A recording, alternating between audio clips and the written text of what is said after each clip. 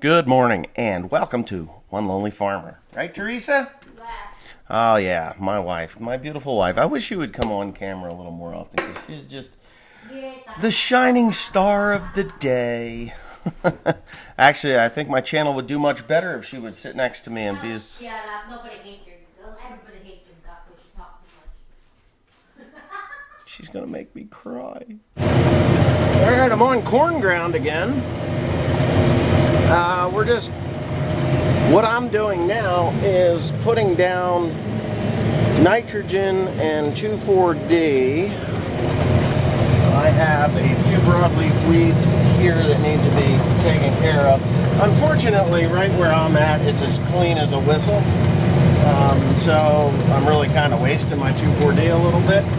But those fence lines right there that I had chopped out earlier this spring or late winter, they got a lot of thistles and other kind of sticker bastards that needed to be under control. So what I did was I just swung the booms out over top of that, and the 2,4-D that's in the sprayer will go ahead and take that out. Now, I am a little low on copper on this ground. Yes, copper.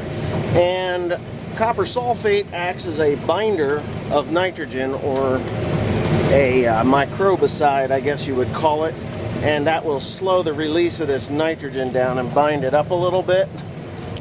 Plus I get the copper sulfate that I want. And so that's what I'm doing right now, making a corner. Holy shit. I think my pump is about ready to let loose though. I got the original pump on this thing has just been a money pit from day one, right? So when you have these things that are called money pits, you got to get rid of them. So anyway, what I have now is I've got a pump at the farm that I'm going to put on here because I'm tired of putting good money into a piece of shit pump that is not going to hold up. It's an ACE pump, and it will pump more than enough fertilizer, water, whatever spray that I could ever imagine, and I don't have to worry about this stupid piston pump.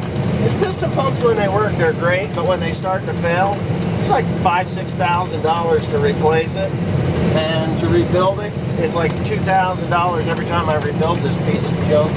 And right now, I think it's failing. Something is failing in there, and it's going to be another couple thousand bucks. I'm not doing it. So I've decided to spend the $1,000 on the big ACE pump. I used to use High Pro, but High Pro went to plastic impellers in their pumps, at least the pump that I would be looking into.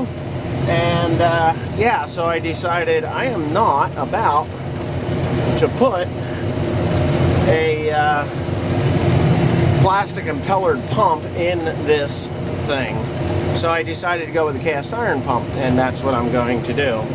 So that is what I have. I will show you that when I get to it in the next day or so, or maybe even today. I'm not sure. I gotta see if I got all the fittings that I need to do it with, and then bada bing bada boom, we're good to go. I'm gonna put it in.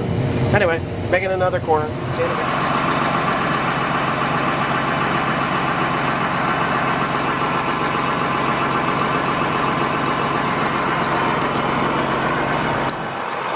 That thing's spraying correctly?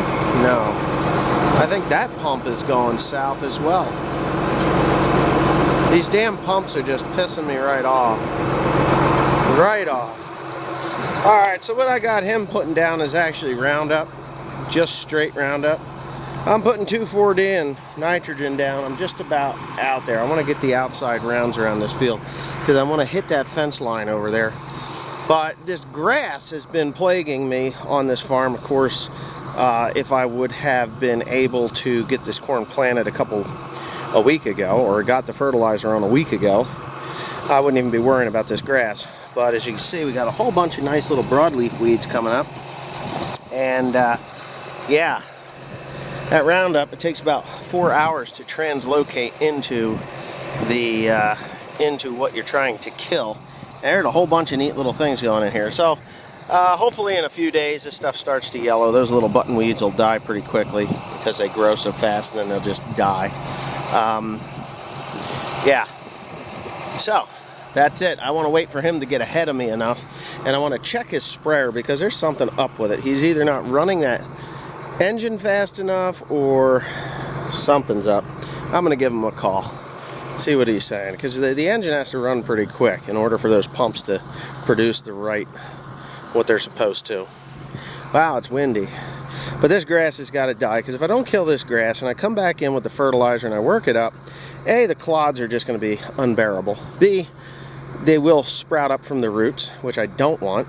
I need this stuff to be gone, because the herbicide that I'm going to put down, it does have some action against already growing grass and weeds, but I'd rather have a clean slate. I will be putting down, I will be roller harrowing this when I'm done, because next fall, or this coming fall, I'm going to be taking the fodder off with the shredders. And when you hit things like this, clumps like this, yeah, clumps like that, they end up in the fodder, and we don't want that. We don't want dirt, and that's all there is to it. So no dirt. And I'm hoping he's got enough water in that thing to do what I need him to do with it. And that's it, right? Right. So yeah, no, I'm pretty happy with the way this is working. It's a little wet today. It's a little wet anyway. There's some compost I put here. Here, you can see the makeup of this stuff now. And it never fails. Blue bale and twine. It's in everything. These little strands of bale and twine. But that's the compost. It doesn't smell anymore, but that's what it is, and that will continue to break down. If it was a nice clean spread, that's what we would have had. Something like that all over the whole thing. So there's a lot of nutrition from that in this farm as well. Now he's running that engine right. He's only putting down 12 gallons to the acre. It's a rather light dose, so not a fine mist like some people would do. We're using the air nozzles, and it is hitting it, and they're big droplets, and they will take that shit right out. I'm hoping. Good coverage. Looks like it's covering nice. I'll get right up on that. Yeah, he's covering all right. Hopefully it works better. I'd rather have a finer mist than that, but what can you do? You just do what you got, deal with what you got, and that's it. In about 2-3 days, if we don't get any rain, it'll all be nice and crumbly, and we'll be in here with the disc, roller harrow, corn planter, all in one shot. Boom, right across. We'll get her planted pretty quickly. I'm just wanting to get this nitrogen on ahead of schedule, because I got dry fertilizer I'm going to be putting on here in, let's see, did it hit it? It did. I mean, it doesn't take much of that stuff to dry fast to the plant, and it is wet, and so it's working. It'll work. And of course this nitrogen I'm putting on, I'm going to smoke the shit out of it anyway. So there you go. So we got people walking down there. One girl, she's about as pasty white as, I don't know, a pasty white American woman. That was not nice of me. I hope she doesn't watch my videos. Maybe. Who knows? Could be my cousin, I don't know. Okay, I think I'm okay now. Joe just got jizzed on by the damn sprayer. I had to let the pressure off. I got a problem with the valve and it just leaks shit out. It's just soap, you're fine. Yeah. You run that. Holy shit, that was funny. For me anyway. Got a foam bag.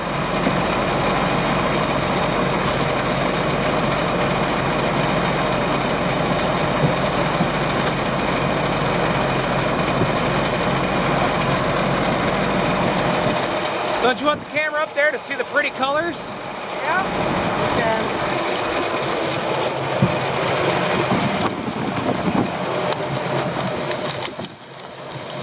Okay.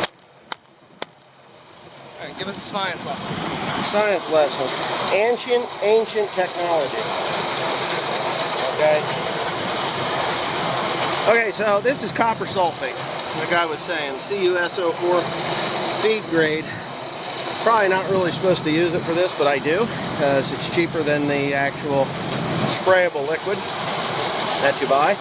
It's the same shit, comes out of the same mine.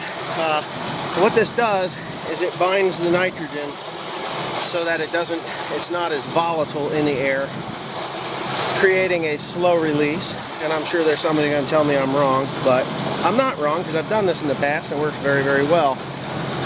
Anyway, that's what I'm doing. We're putting 2 pounds of copper sulfate to... It's a bug. No, is that what we're trying to kill? No, we're not trying to kill bugs. This isn't killing bugs. I'm not killing any bugs. I'm killing weeds. There goes tomato. So anyway, yeah, that's the deal. So anyways, you hold this while I keep this thing going. Copper sulfate. Ow. Ow, ow, ow. I think I broke my damn finger. Or my thumb. Fuck. Ow. Anyway, copper sulfate's relatively safe, but I would recommend using gloves anyway. And I got it agitate. You don't want to just dump the bag in because it is feed grade. It is not the sprayable grade, and it doesn't dissolve quite as fast. It's more granular. So you run the fertilizer in, and you run the pretty copper sulfate in. Don't get this stuff in the top of your shoe. It will give you a chemical burn like you don't have any idea. Trust me, I know. We used to use this for the animals, for the cows, and believe it or not, it would keep them from getting foot rot. Yes, foot rot. Just don't give it to sheep, because the poor sheep can't handle it. So the whole deal here is I'm putting about 2 pounds of copper sulfate to the acre. That's what I'm putting down. 2 pounds, which isn't much. Oh yeah. These big old clumps. This is a couple of years old. I haven't used it in a couple of years, but what you can also call is poor man's agritane. You ever notice the color of agritane? No. No, you've probably never even seen it. I have not. Yeah, well, it's kind of this color, only blue, green, more of a greenish color. So what does it look like on the inside there? Well, let me get this nice bag in. You gotta be careful about how you do it. I want it to go up the safe suction hose. You don't want it to go all at once. That will screw up the boat. And you don't want to drop the bag in there. Trust me, I've done that too. Smells good, doesn't it? Oh, kind of, my throat just closed up. Like it took a second, and then all of a sudden I couldn't breathe. Alright. You are down there. Oh, shit. Alright, Joe's dying. Isn't it pretty? Yeah. We'll wait until we get about half of the tank in there. Joe brought me 1,000 gallons. In a brand new tank. That is a brand new tank. I was debating on whether to just throw the whole thing away, but the tank was $1,000 delivered. Well, $1,200 delivered, $1,280 delivered. Look at this guy coming up. I miss flying. I really miss flying. I really miss flying. I just gave everybody like vertigo trying to follow that plane. No, I don't get vertigo. But anyway, yeah, you got to point that up my face. I don't think they're sin. You're looking at me here? Yeah. You sure you got me? No, Yeah. Anyway, yeah. So, decided for $1,285 I'd buy a brand new 1,000-gallon elliptical tank, exactly the same as what I had on there before. Because as the weather has deteriorated, my window of getting everything done is closing. So my window for corn is opening. Yes, opening. We don't generally plant until May 10th to May 15th is a good start date here. And you can grow full season corn planting May 10th to May 15th, meaning up to 120-day corn. So anybody that's complaining about the length of time, or the length of maturity, I'm good at 112 days, so that's good. But yeah, so I need as much tender capability as possible. So I've got the 1,800 gallon and this one, and I got enough bodies that I can put in tractors to tender these things when we are able to actually get up and go. So that was the decision there. It does need new bearings in the pivots. It won't fall. No, the It wheels. won't fall, but they do cock out. So one of these days, pretty soon, I'm going to have new bearings knocked into those axles, you know, and that'll be that. Yeah. Did you hear that thing make a different noise? No, I didn't notice. Well, I got good agitation. We're about halfway done there. Yeah. Yeah, it's about at the halfway mark. What I'm going to do with the other tank, the tank we took off, is I'm going to turn it into a miniature greenhouse for Teresa's plants. So I'm going to cut it in half and then put it over the garden, and she can start all her plants in there, and it'll be good. Tomatoes, peppers, she's already got that stuff started, but because it was so cold, she lost a lot of them. So I'm just going to cut that in half and make it a cold frame, what they call a cold frame. Then you just lift it up and prop it on the hot days and drop it over at night, and then it'll keep it warm. Anyways, that's about enough of me hammering on. I'm going to go ahead and start. Doesn't look like my old driver's going to have much wheat straw to haul. I think if that was my wheat field, I'd kill it and plant something a little more meaningful there. Wow. Poverty grass, ladies and gentlemen, poverty grass. Then, of course, you come over to my grass, and you see nice grass, like not poverty grass. Poverty grass, not poverty grass. Now, I'm sure Timmy Cornpicker is pleased to see that poverty grass look as shitty as it does. And, yeah. So many smart farmers out in the area think that they're gonna, you know, go in and outdo everybody else, and ends up they did just as bad, if not worse, than the last guy. So, anyway, and Timmy Cornpicker was not the last guy to farm that. The last guy to farm that, he didn't do much better. Oh! And the sad thing is, it's really good ground. You just got to know how to make it work for you. And I'm not saying that I could do any better, but that's my kind of ground. That is definitely 100% my kind of Kingwood Township ground. Oh. So I try to read every one of your comments, and Trevor Davis, I read the first paragraph. I know that he's 32 years. I know that he longs to farm his family's ground. I believe that's what he said. His family's 40 acres. Yeah, his place 40 acres 4 years ago, and fantastic stand of broom. Anyways, but then I went all the way to the bottom, and it said, taking time to do this, explaining stuff like a normal person, and the trolls can go fuck one of my pasture cactuses. I'm like, oh my God. Wow.